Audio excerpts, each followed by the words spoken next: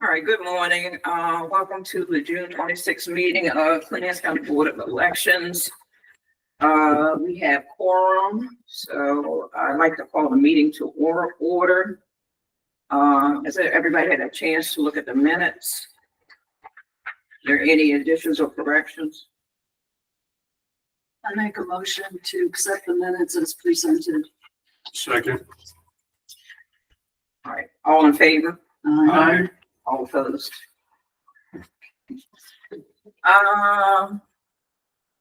Do we have any additions to it? Has everybody had a chance to look at the agenda? Are there any additions to that? Can I get a motion to accept the agenda as presented? I move that we accept the agenda as presented. A second. All in favor?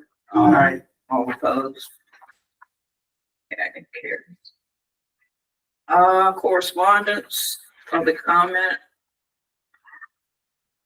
Okay, reports, the director's report. All right, thank you. So we've been having a lot of different trainings going on. The first one that we attended not too long ago was Baltimore County hosted a tabletop exercise. It was election operational, and it was done through the elections group. It was one that simulated election day. We worked together with key stakeholders such as other election officials, emergency services, transportation, fire, police, and parks and rec to simulate crazy events that would happen during the election. We had, what was some of them? Ballot boxes were on fire. They just continuously throw items out at you. We had issues with people entering polling places with guns, protesters, floods. There's all sorts of different ones. So it was quite interesting because they split us by what our jobs are and put us throughout their facility. And we had to communicate with walkie-talkies and we tried to resolve the issues from the top down. More recently, we actually just got back yesterday. Aaron, Jenna, and I went to the IGO annual conference in Kansas City. This conference, I'm happy to announce that Aaron and Jenna received their certificates in public leadership. They did complete all their courses for that, so we're very happy for those guys. We had the ability to network with election officials from around the world. We had representatives, Dr. Chen from Nigeria spoke at one of our sessions, and Frida from Sweden, which were quite interesting to see how they operate and what they do for their election in comparison to how we use ours. We had different election-specific and leadership courses throughout the agenda as well through the CPL courses. Erin actually wrapped hers up. There was 2 of them that she did. And we had a chance to go through the trade show and put our hands on different pieces of equipment and poll books so that if the state does decide they want to reach out to us and ask for our opinion, we're well prepared on things that we liked or didn't like or what might work for us as a smaller county in comparison to a larger county. And that concludes my report. Oh, no, it doesn't. I'm sorry. Our new facility. So as you know, we're outgrowing our space. That's been a topic of discussion for us for a while. Kim and I did have a chance to tour the Board of Education building, which would be not the new one across the street, but the one that's on the other side of town, the old Board of Ed building. There was things that we liked about it, and there was things that we didn't like. One of the main things we liked was the amount of space, as well as a conference room area that could be utilized as a polling place and training facility. Our dislikes are just trying to figure out whether or not it's physically going to be able to work for our needs and our security needs for just not just our warehouse, but also for our office or suite space. So we're planning on meeting with the county again next week to see if there's items that we can adjust or what we can do to make that facility work for us. And now that's our report. Christian, just one question on the training that you were doing about the like events, terrorist events or anything going on election. Is that going to be given to the election judges? Is there some sort of training that you're going to present to them similar to that when they come in for the judges for each? So we've done that in the past where we did a kind of a live action election judge training. It's something that we've discussed on whether or not we wanted to do that again in the future. It's just a matter of bringing the judges in and setting up a polling place.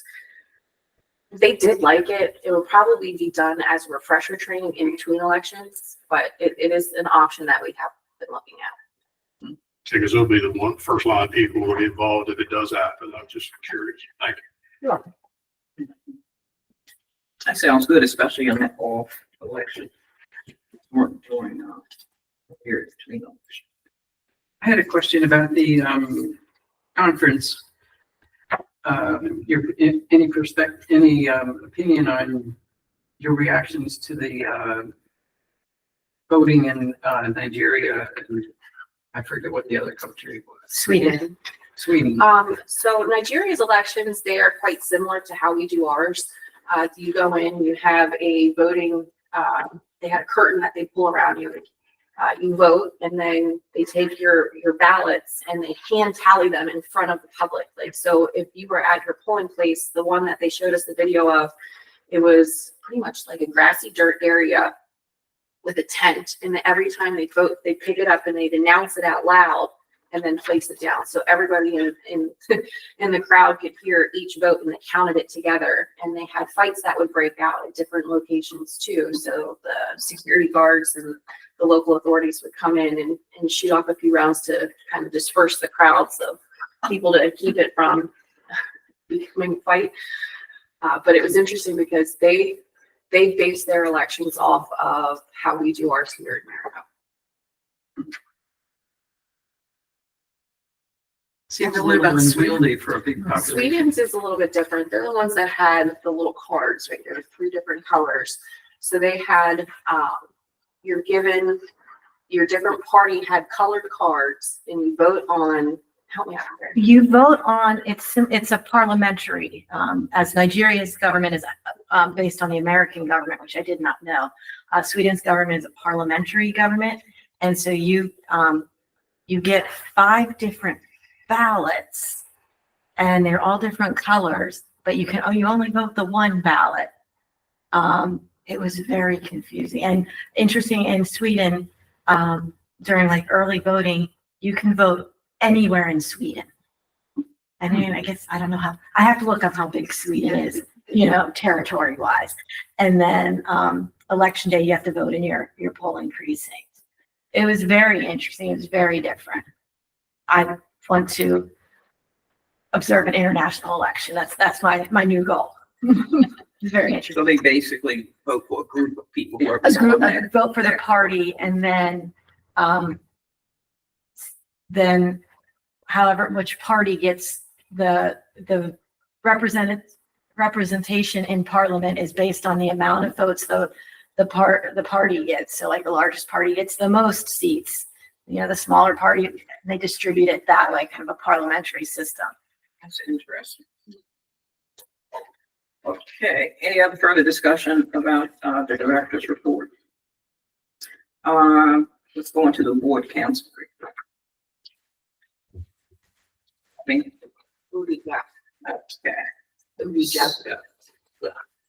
She's not there, so.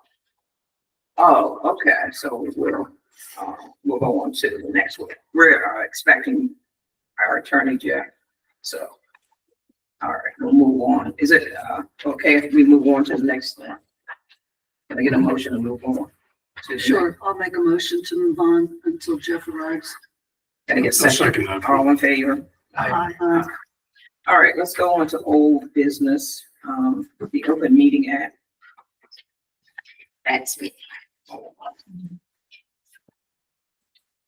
All right, got a letter in front of me from the State of Maryland Open Meeting Compliance Board, 19th Official Opinions of Compliance Board 135, May 30th, 2025, Queen Anne's County Board of Elections. The complainant alleges that Queen Anne's County Board of Elections, the Board of Elections or board, has violated the Open Meetings Act, the act by not posting meeting agendas and minutes online.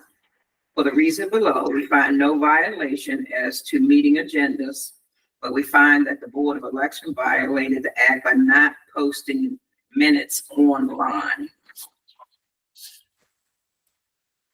And the conclusion again was We find no violation with respect to the Board of Elections not posting agendas online in 2024 because the board made the agendas available by another method, namely posting the agendas at the board office.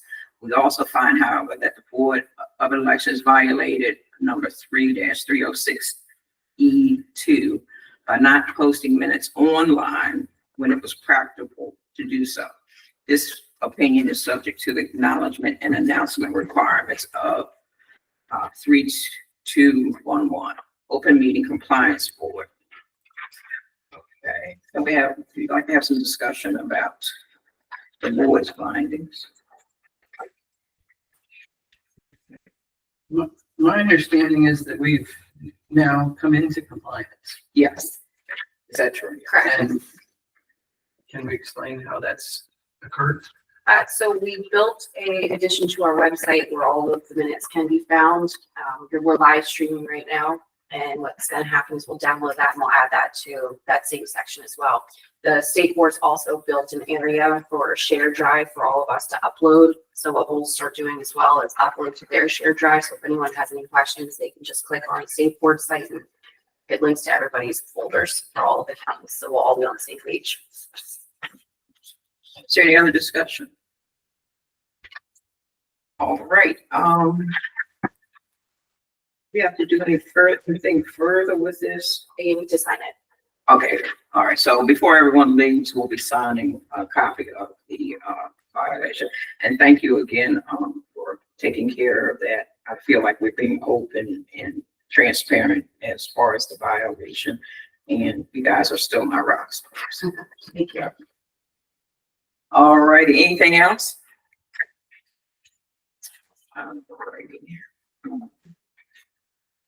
We go on to new business. So the first one is your state ethics training for board members. It's just a reminder that you received an email back on June 2nd stating the different dates and times that are available for the state ethics training. So if you haven't done that yet, if you could please make sure you go back, pick a date, and plan on doing that either the 30th or July 1st are the last 2 dates. And if you need that link again, I can always send it to you. You have a list of, I'm pretty sure I attended, but I do not have a list of who attended. okay. This was the ethics training that we had at the. This is one that you guys requested, and it's now a virtual one. Oh, The okay. state's gonna Oh, I provide got state you. board's I ethics, did see that. All right. or state all right. ethics commission, I'm sorry. Any other comments about the training? Isn't it like about an hour session, I think it? It's saying it's about 45 minutes to an hour. And they take attendance. Oh, sounds like Marion did it. Well, my understanding is that it was requested based on a request by the people who took the ethics board class at the meeting in May. Okay. They requested this additional. Yes. Okay. And from my understanding, there's been at least one class so far. Did you take the first one? No, I know there are 2 on Monday. Okay. And I think it's that June 2nd email that has various dates Okay. before the 30th. All right. All right. Keep us honest, Kristen. All right. Any other further discussion on the training? We'll go on to the Queen Anne's County 4-H Fair Reach Out. So August 11th through the 16th, we'll be having a booth set up again at the Queen Anne's County Fair, the 4-H Fair there off Route 18. Our times that will be there are from 5 to 9 during the week and on Saturday from 10 to 3. So if any of you guys would like to volunteer to help us during those time periods, we'd always love to have you there with us at the table. We do have stuff that we'll give away. We'll have lots of information and try to recruit more election judges in the process. And we are undercover. We are in one of the buildings. It's just not air conditioned, but there are fans on either end. What's the date of that again? August 11th through 16th. Do you have a sign up for us or? If you could just tell us if you want to do it and when you're available, we'll work you right on in. I know it's kind of the week later in the summer where a lot of people do tend to go on vacation. So if you can help, that's great. If not, not a big deal. We've got it covered. Appreciate you. All right, any other discussion on the Queen Anne's County Fair? Just 4-H fair, I'm sorry. It's a lot of fun, and you see people they hadn't seen in years. Yeah, I used to go out a lot with another organization, so this might take you. All right, any disclosures? Confirmation of our next meeting, June 24th. I'm sorry, July 24th, 2025. All right, it looks like we do have an item for closed session. So if someone would give me a motion to go into to close this meeting and go into closed session I so move. for to discuss the employment, assignment, promotion, discipline, demotion, compensation, removal, resignation, or performance evaluation of appointees, employees, or officials over whom this public body has jurisdiction. Any other personnel matter that affects one or more specific individuals. For that reason, to go into closed session. I move that we go into closed session For the above per mentioned the, reason. We'll cancel this meeting or we'll close this meeting first and then go into closed session. All right. Oh, okay. I move then that we close this meeting and go into a closed session. Can I get a second? I second. All right. All in favor? Aye. All opposed? Okay, now you can do the, then we're going into closed session. All right,